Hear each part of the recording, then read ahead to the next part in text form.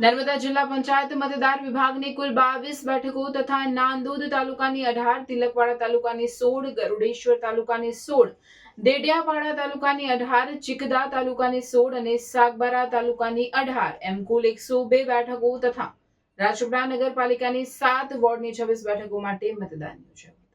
આજે સવારે 7 વાગે મતદાન શરૂ થયું હતું, જેમાં સવારે 7 થી 9ના પહેલા 2 કલાકના સત્તાવાર આંકડા પ્રાપ્ત થયા છે. તે મુજબ જિલ્લા પંચાયત નર્મદામાં 7 થી 11ના પ્રથમ 4 તબક્કામાં 29.98% મતદાન થયું, જ્યારે 6 તાલુકા પંચાયતમાં પણ 32.70% મતદાન થયું, જ્યારે રાજપીપળા નગરપાલિકામાં 7 વોર્ડમાં 28 બેઠકો માટે પહેલા 4 કલાકમાં 26.18% મતદાન થયું હતું, જેમાં રાજપીપળા નગરપાલિકામાં સવારે 7 થી 11 પ્રથમ 4 કલાકમાં વોર્ડ 1માં 13.30%, વોર્ડ 2માં 9.6%, વોર્ડ 3માં 12.85%, વોર્ડ 4માં 9.44%, વોર્ડ 5માં 8.90%, વોર્ડ 6માં 7.67%, વોર્ડ 7માં 10.44% મતદાન નોંધાયું છે. ગરમીને કારણે સવારે લોકો મતદાન કરવા ઉમટ્યા. 12 વાગ્યા પછી ગરમી વધતા બપોરે મતદાન ધીમું જોવા મળ્યું. જો કે સાંજે 4 પછી પુનઃ મતદારો મતદાન કરવા નીકળ્યા હતા. નર્મદાના ગામડાઓમાં ભારે મતદાન જોવા મળ્યું હતું. મતદાતાઓની લાંબી કતાર જોવા મળી.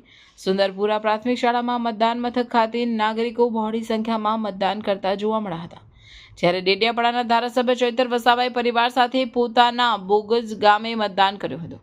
તો નાંદોદના ધારાસભ્ય ડોક્ટર દર્શનાબેન દેશમુખે ટેકરા ફળા ખાતે આવેલ પ્રાથમિક સ્કૂલ ખાતે મતદાન કર્યું. ગુજરાતની સ્થાનિક સ્વરાજની ચૂંટણીમાં લોકશાહીનો જે પર્વ છે, મતનો જે અધિકાર સંવિધાને આપ્યો છે, એનો અમે પણ ઉપયોગ કર્યો, અમે પણ મત આપ્યો છે. ત્યારે ગુજરાતની તમામ જનતાને અપીલ કરીએ છીએ કે તમને મળેલા મતાધિકારનો સૌ ઉપયોગ કરજો. બધા જ લોકો મતદાન બૂથ પર જઈને મતદાન કરીને દેશની લોકશાહીને મજબૂત કરજો, એ જ અમારી સૌને અપીલ છે.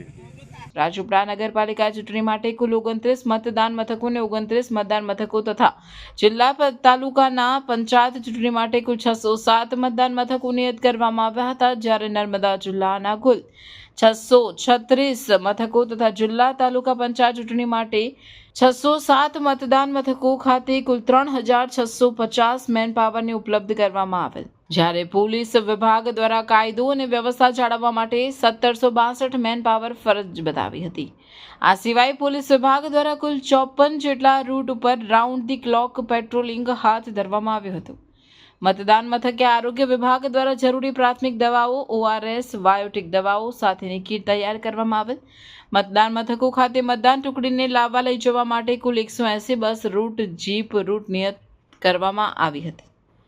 તેમજ રાજપીપળા નગરપાલિકાની ચૂંટણી દરમિયાન હેતવી ધોળકિયાએ પોતાના જીવનનો પ્રથમ મતાધિકાર ઉપયોગ કરીને પ્રથમ વખત મતદાન કર્યું. આ પ્રસંગે તેણીએ ગૌરવની લાગણી વ્યક્ત કરી અને લોકશાહી પ્રક્રિયામાં ભાગ લેવાનો અનુભવ વ્યક્ત કર્યો.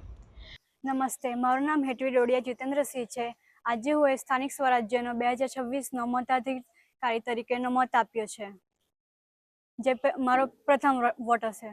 હવે 28મી જિલ્લાની રાજપીપળા નગરપાલિકા તથા જિલ્લા તાલુકાની મંડળના મત ગણતરી રાજપીપળામાં કિચન હોલ, આદર્શ નિવાસી કુમાર શાળા, નાંદોદમાં આનંદ ભવન, છોટુભાઈ પુરાણી વ્યાયામ મહાવિદ્યાલય વડિયા, તિલકવાડામાં Radhaba hall, Shri KM Shah high school, ગરુડેશ્વરમાં તાલુકા સેવા સદન બીજો માળ, હોલ નંબર 1, મામલતદાર કચેરી દેડિયાપાડામાં આદર્શ નિવાસી શાળા, સાગબારા સરકારી વિજ્ઞાન કોલેજ અને ચિકદા આશ્રમ શાળા રેલવા ખાતે ડિસ્પેચિંગ, રિસીવિંગ અને મત ગણતરી કરવામાં આવનાર છે, જ્યાં પરિણામ સાંજ સુધીમાં જાહેર થશે. ત્યાં સુધી ઉમેદવારોના વિજય દાવાઓ વચ્ચે EVMમાં ભાવિ શીલ થઈ ગયું છે.